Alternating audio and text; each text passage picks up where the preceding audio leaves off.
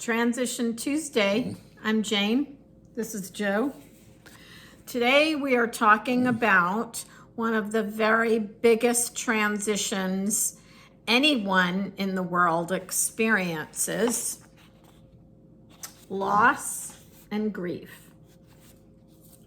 So we recently lost a very dear family friend, died of cancer, kind of quickly.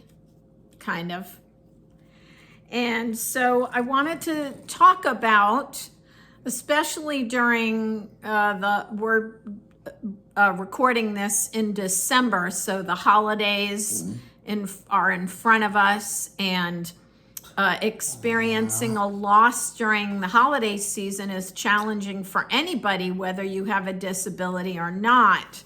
But if you have someone in your life who has a developmental disability, has difficulty with cognitive function and communication, dealing with grief is a little different than it is for those of us who can express themselves more easily. I want to talk about some myths around people with developmental disabilities and the grief process.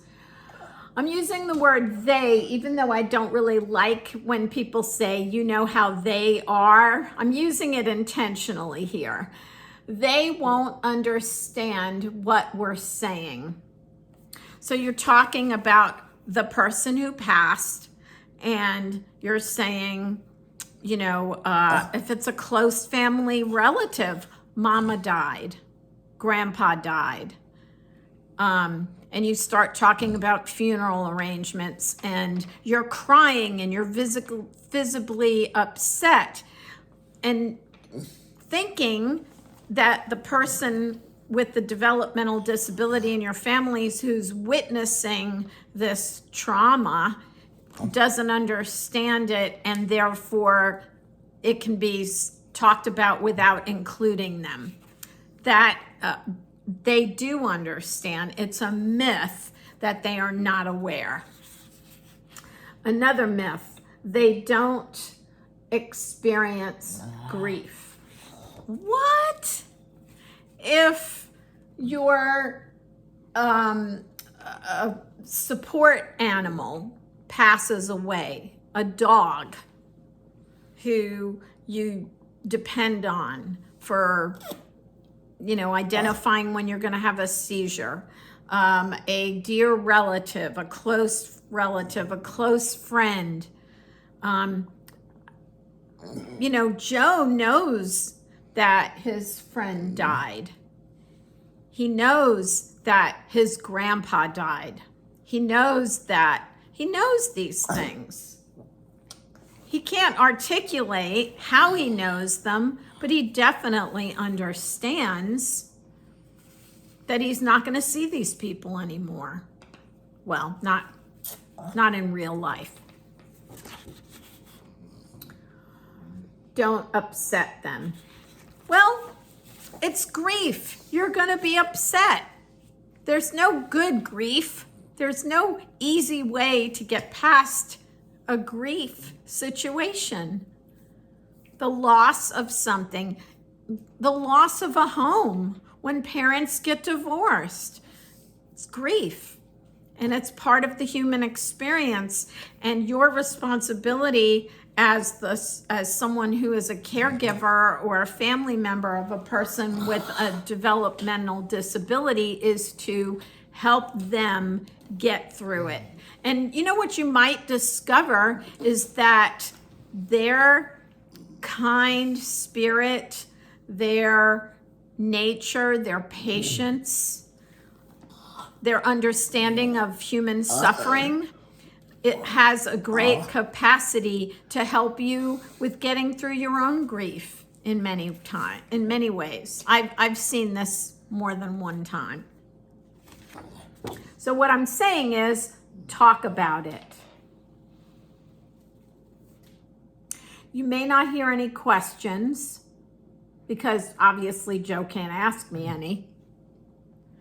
but it's important that you talk about it, tell how you feel, and then ask, I'm feeling really sad. How are you feeling? Are you feeling sad? Yes or no?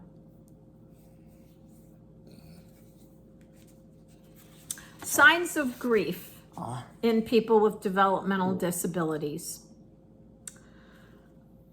Changes in appetite or sleep. Crying. Well, that's pretty obvious, but some people cry when they're frustrated. Some people cry when they're angry.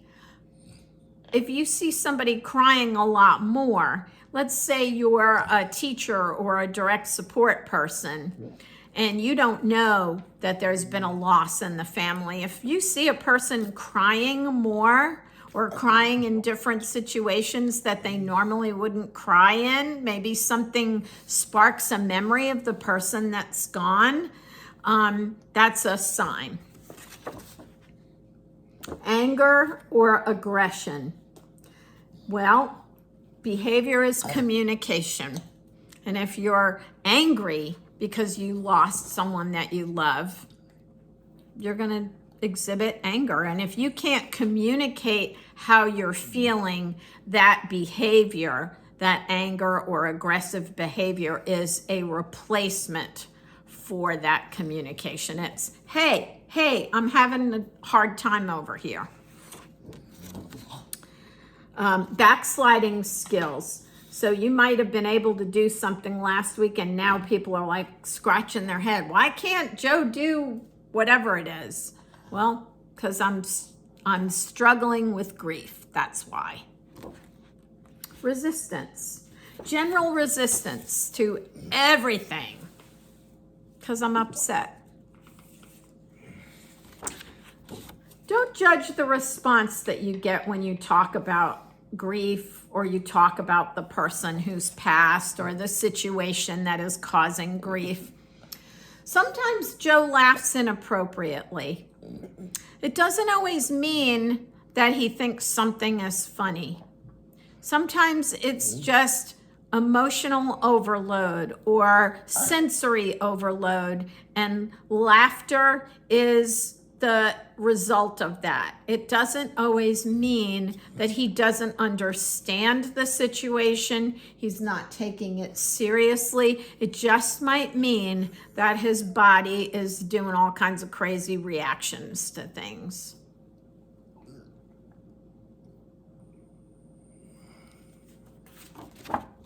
Use daily opportunities to talk about and check in with the person.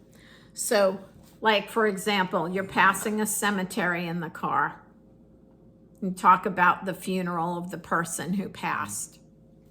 Or other family members who might be in that cemetery, to help the person pull together all the things about the topic of death to help them understand. And by the way, you don't have to talk about death only when a death has occurred. You could talk about it at other times to help the person create a level of understanding about a topic that is so hard for us all to cope with.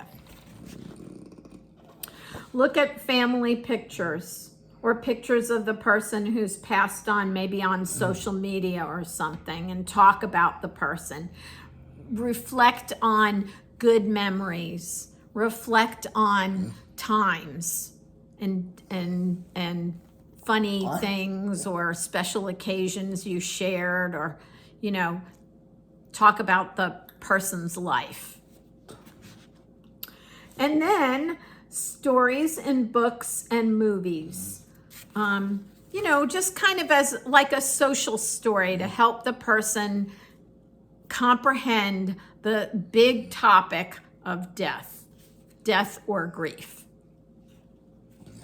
And then give it time and give it more time and even more time, because grief is a process. It's not linear. It just happens. And it's very important as a person who has every right to life experiences as a person without a disability, it's important for us to honor and acknowledge what people are going through in their lives as they process the sad things, especially during the holiday season. So I know it's a heavy topic, but it's something that I bet more than one of you have dealt with or are dealing with. And so we wish you well, and we thank you for joining us, and we'll see you next time.